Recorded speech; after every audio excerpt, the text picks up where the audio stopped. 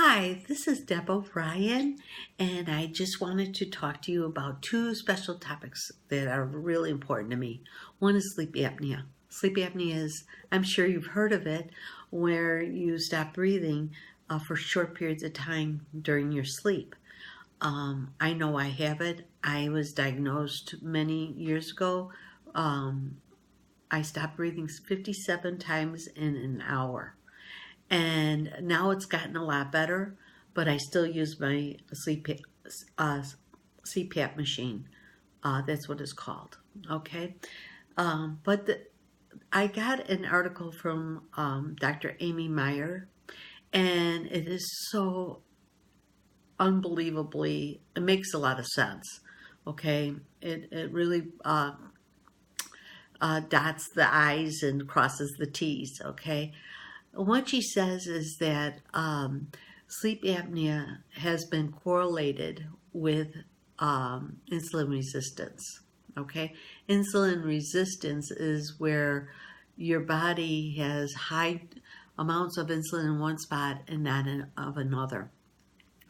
And what insulin resistance does is our insulin is like the key to the door of our cells. Okay. It opens this door so the nutrition and everything goes in and out the way it's supposed to, okay? However, when you have resistance, this insulin is not strong enough to do that. So what happens? Well, first of all, insulin also is correlated with our immune system. And they're noticing that people who have allergies or chronic sinus congestion could also have this insulin resistance, okay? So many times, if you remember, I don't know, I've had a couple times that I noticed, but if you eat a lot of candy, chocolate, you get real congested, guess what? That's what she's talking about. It also fights viral infections. If you have insulin resistance, that means that your immune system is low, and you could catch a lot of colds and rhinoviruses and things of that sort. Okay. They also talk about how the mucus literally thickens in your cavities. So thought I'd let you know about that. I'm sure you're aware of that.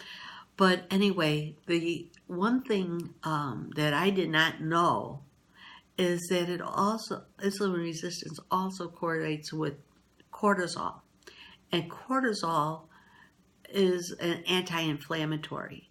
Okay, it keeps the inflammation from the heart and the gut and things of that sort. When you are you have high levels, well, actually it's low levels of cortisol, and through stress and things like that cortisol builds up, and then it's high, and then it's out of whack. And of course, women and men will notice it more in their gut. Okay, and so you got to be aware of that. It's not doing what it's supposed to do. The next thing is the adrenal glands. Adrenal glands is, again, with immune system. And they call it the adrenal fatigue, okay? It's constantly trying to work inflammation and viruses out of your system so that you're not getting sick, okay? So anyway, what you need to know, or what you could do with this, is you could take vitamin D3, K2, high doses of vitamin C, like 2 to 3 milligrams of vitamin C.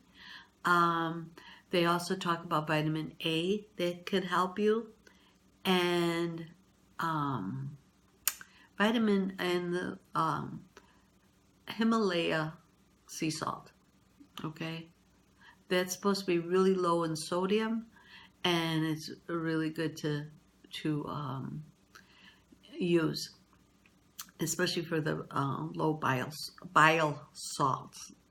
If you have a problem with gallbladder, or you don't have a gallbladder, it may be something you could think about. All I am telling you this is to get you aware of these things. I am not a doctor, and you need to discuss this with the doctor, okay? Anyway, you take care and have a great afternoon. Bye.